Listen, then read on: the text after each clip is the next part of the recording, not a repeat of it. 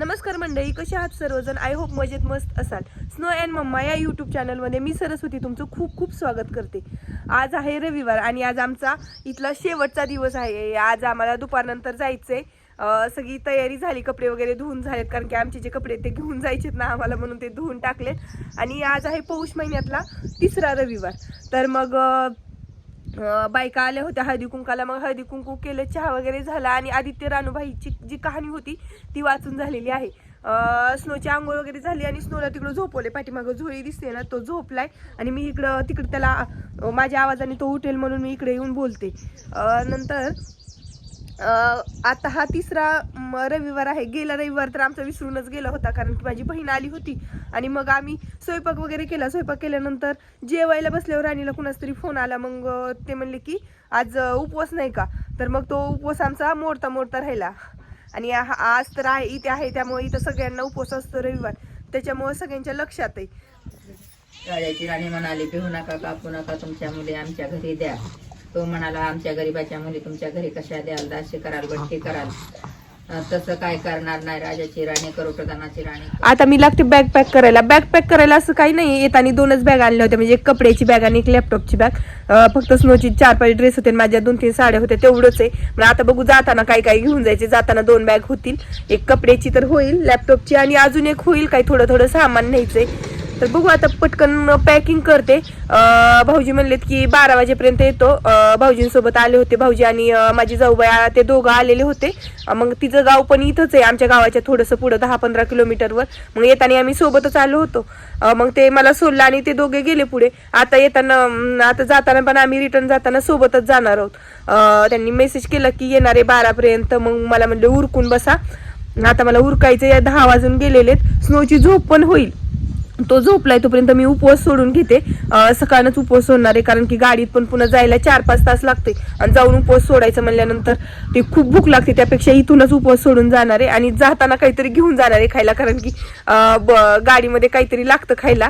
ते पूजासारखं आम्हाला पण असं चमचमीत वगैरे चिप्स वगैरे तळून घेऊन जाणार आहे. कारण की रस्त्याने कुठं गाडी थांबवायचं आणि घ्यायचं म्हणलं की पुन्हा अजून एक तर घसा अजून दुखतोय आणि अजून जास्तच होईल. त्यापेक्षा म्हणलं आपलं घरचंच काहीतरी घेऊन जावं. मग पहिलं तर मी बॅग पॅक करून घेते आणि ते पुढे आता काय काय होतंय मी तुमच्यासोबत शेअर करते. ही आहे आमची मांजर, ही तर शांत बसली.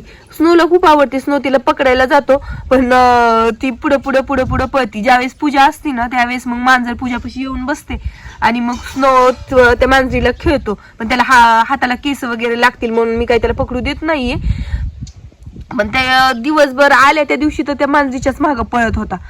रोज पण त्या मांजरीच्या मागं पळत. हे बघा आमचं जुनं घर, ह्या जुन्या घरावर चढायला लागली ती. मी चिंचेच्या झाडाखाली बसून व्हिडिओ काढत. हे बघा चिंचाला किती चिंच आल्यात. हे पाल आहे त्याच्यामुळे इतके दिसत नाहीत, पण खूप चिंच आल्यात. हे आमच्या दारापुढंच आहे झाड. इकडं आमचं घर आहे, इथंच आहे चिंच किती आल्यात.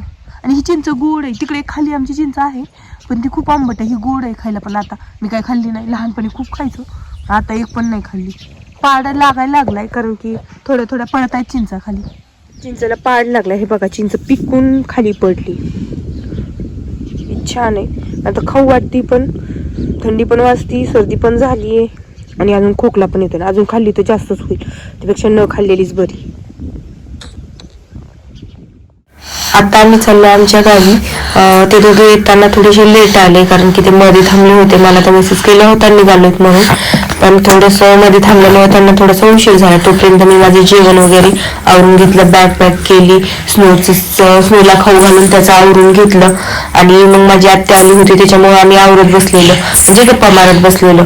त्यावेळेस काही व्हिडिओ शूटच केला नाही. आणि आता आम्ही निघालो आहोत. हे बघा तुम्ही, मी रस्त्याची थोडंसं व्हिडिओ काढलेला आहे, ते तुम्हाला दाखवते.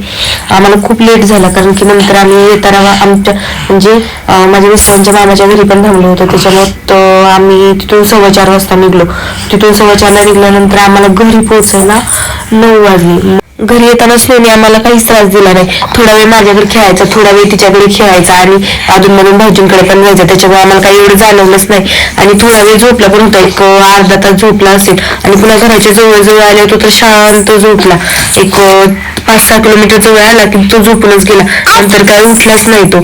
आणि मग त्यामुळे आम्हाला काही वाटलंच नाही. खूप छान आमची जर्नी झाली आणि खूप छान वाटलं गावाकडून येऊन. मूड रिफ्रेश झाला. 2-3 दिवस सुट्ट्या होत्या त्याच्यामुळे रिलॅक्स करता आलं. जास्त काही रिलॅक्स नाही करता आलं कारण की म्हणजे थोडस आजारी असल्यामुळे, पण छान वाटलं. आणि आता बघू कधी काय रिटर्न जाता येते. तो आता तुम्ही हा व्हिडिओ एन्जॉय करा. भेटूयात नेक्स्ट व्हिडिओ मध्ये. तोपर्यंत बाय.